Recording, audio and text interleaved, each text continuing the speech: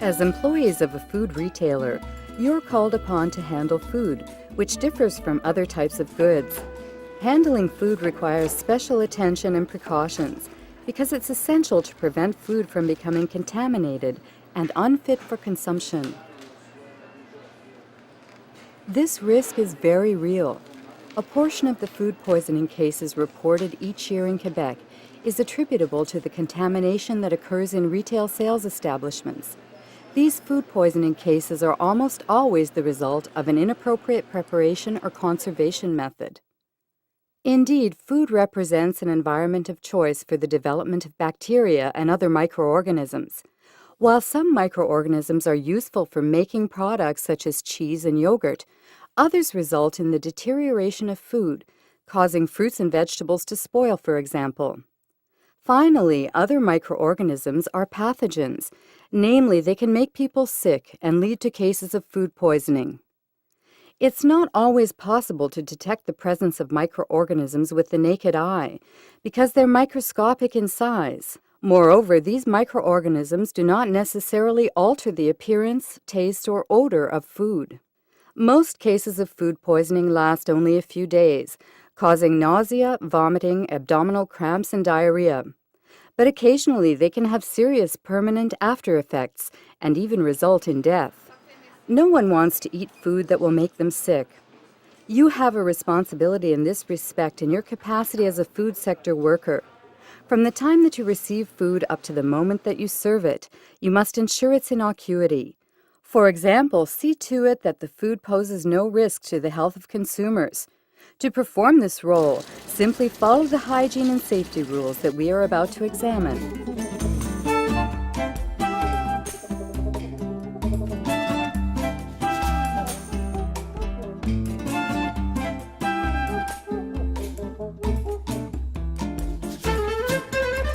Even before leaving home, you should be thinking about hygiene and safety in your work. Indeed, you should pay daily attention to your personal hygiene. If you're not feeling well, if you have symptoms such as diarrhea, nausea, vomiting, or fever, inform your employer immediately.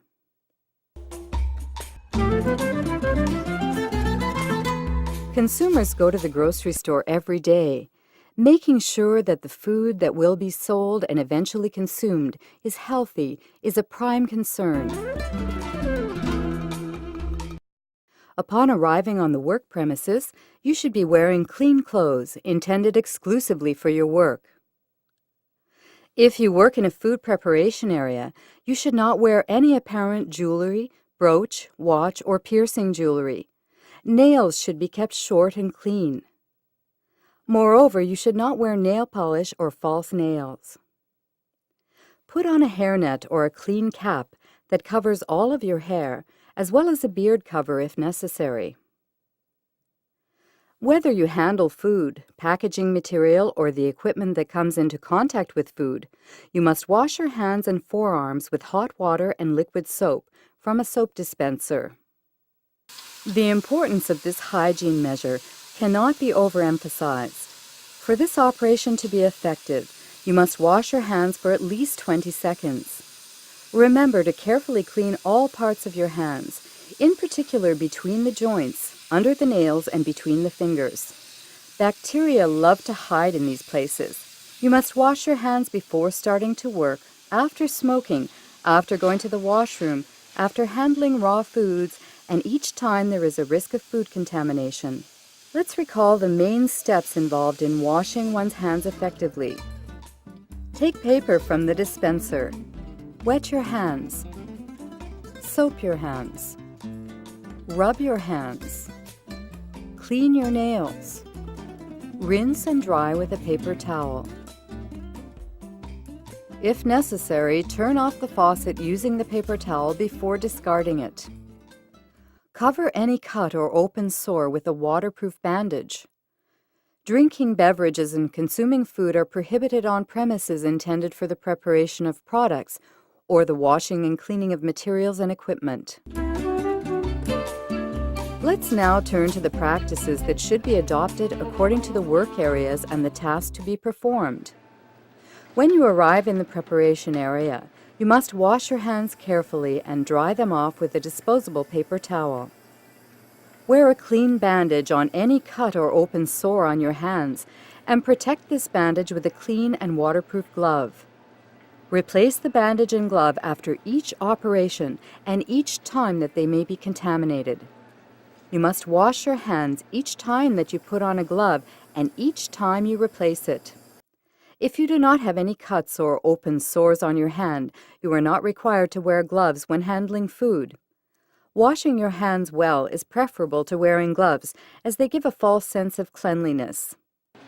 To avoid coming into direct contact with the food, it is preferable to use tongs, paper or single-use bags rather than gloves.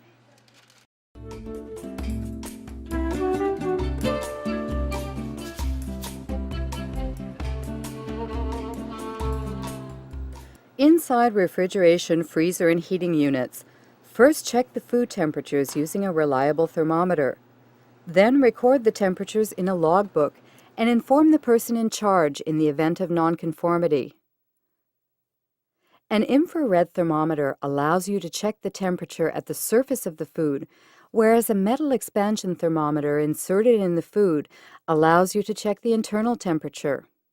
If the temperature indicated by the infrared thermometer is outside the stipulated temperature range, you must check the internal temperature of the food using a metal expansion thermometer. The temperature of refrigerated foods must be between 0 and 4 degrees Celsius.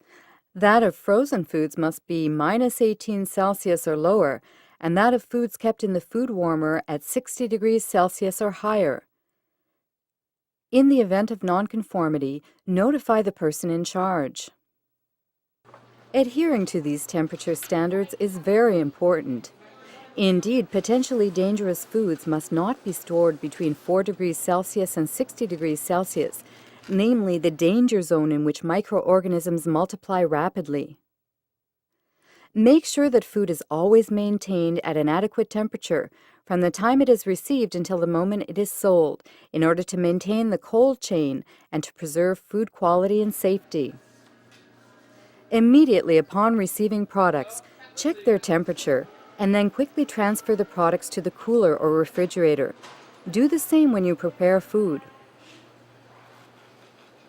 When preparing food, take out only the necessary quantities and only for the time needed for preparation.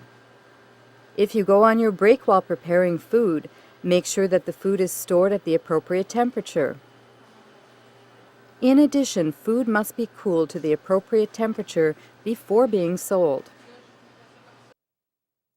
At all times, avoid overstocking service and self-service counters. This will promote good air circulation and prevent an increase in the temperature of food.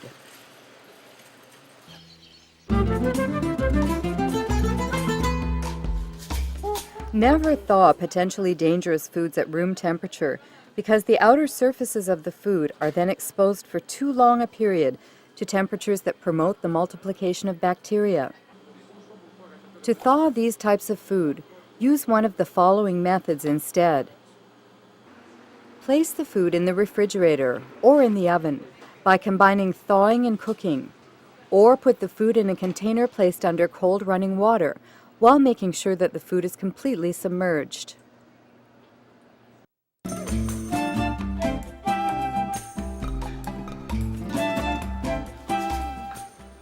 When you cook food, follow the instructions on the cooking chart, specifying the minimum internal temperatures that must be reached.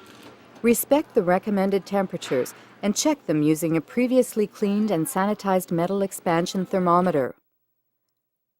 An adequate cooking temperature will destroy pathogenic bacteria.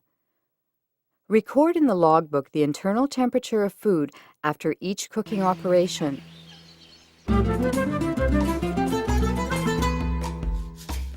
To cool potentially dangerous foods, have the foods go from 60 degrees Celsius to 21 degrees Celsius in 2 hours or less, and from 21 degrees Celsius to 4 degrees Celsius in 4 hours or less, to prevent the foods from spending too much time in the danger zone, namely between 4 degrees Celsius and 60 degrees Celsius. Several methods are available for this purpose. You can divide the food into portions and refrigerate them. Cut up the big pieces of meat or use large, shallow containers made of material that promotes heat transfers. You can also place the recipients in an ice water bath and move the food regularly, or use a quick cooling chamber.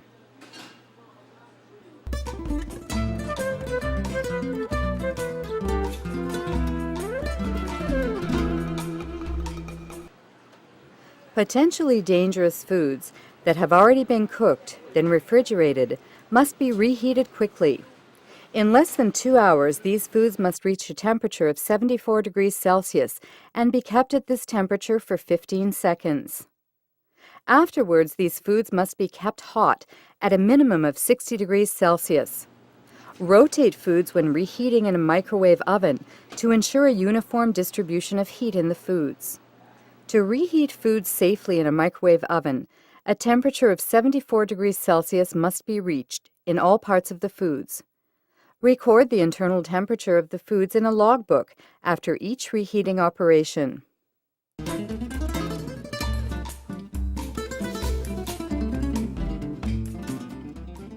Food with a questionable appearance must be removed from counters and shelves. Rotate food by checking the best before date, according to the first-in, first-out principle. If necessary, notify the person in charge of the department.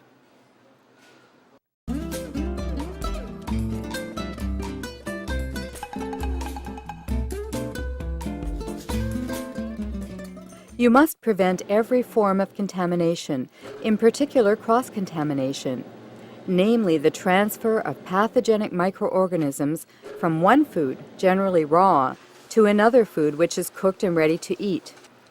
Always wash your hands between handling operations.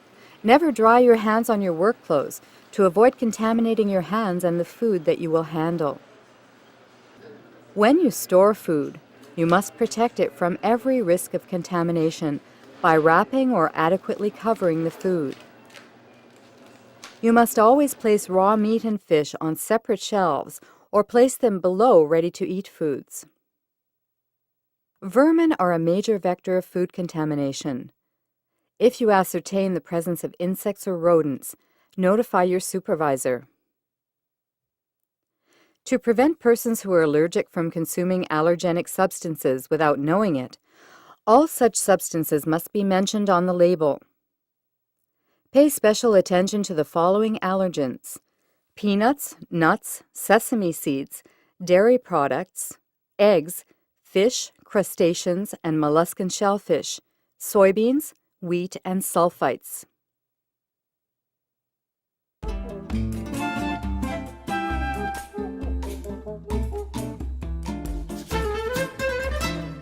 Make sure that counters and shelves are clean and that they are cleaned regularly. Empty and clean garbage cans as necessary and after each shift. Also, pay special attention to the cleanliness of walls, floors, ventilation equipment, and storage areas. Make sure that the area around the trash compactor is kept clean and clear.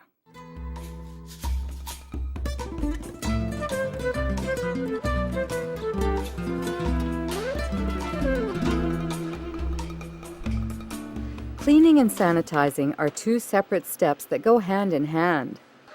Cleaning consists of dislodging all food particles and grime from the surfaces that come into contact with food. In order to clean properly, begin by protecting or storing food and packaging materials.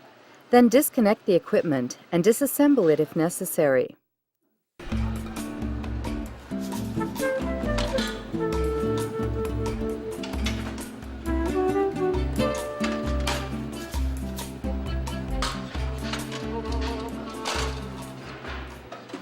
Do a pre-wash while scraping or rinsing to remove large particles. Then wash with an appropriate cleaning product by total immersion in hot water or using a pressure spray. Remember to rub all surfaces well to dislodge all food residues. End with a thorough rinsing. As for sanitizing, this operation reduces to a safe level the number of microorganisms present on the surfaces that come into contact with food. When carrying out the sanitizing operation, you must follow the manufacturer's instructions concerning the concentration of the product, how to use it, the temperature of the water, the contact time with the product, and rinsing. Let's summarize the steps in a proper cleansing and sanitizing operation. Begin by protecting or storing the food and packaging materials. Disconnect and disassemble the equipment. Then move it toward the sink if necessary. Pre-wash, wash with hot water and a cleaning product. Rinse. Sanitize. Rinse again if necessary. Let dry in the open air, or dry with a paper towel if the equipment must be used immediately. Here are the main hygiene and safety rules that must be followed when handling food. Have good personal hygiene. Wash your hands properly. Carefully control temperatures. Follow good food thawing, cooking, cooling, and reheating practices. Make sure products are fresh. Avoid the contamination of food. Make sure the workplace is clean. Know the steps of and rules for cleaning and sanitizing. These are the basic rules. By following them systematically, you will be helping to ensure food safety for the benefit of all customers. Food hygiene and safety must be a concern of food handlers at all times. Persons who handle food must bear in mind that their work can have a direct impact on the health of consumers. Consequently, food handlers must adopt safe behaviors at work.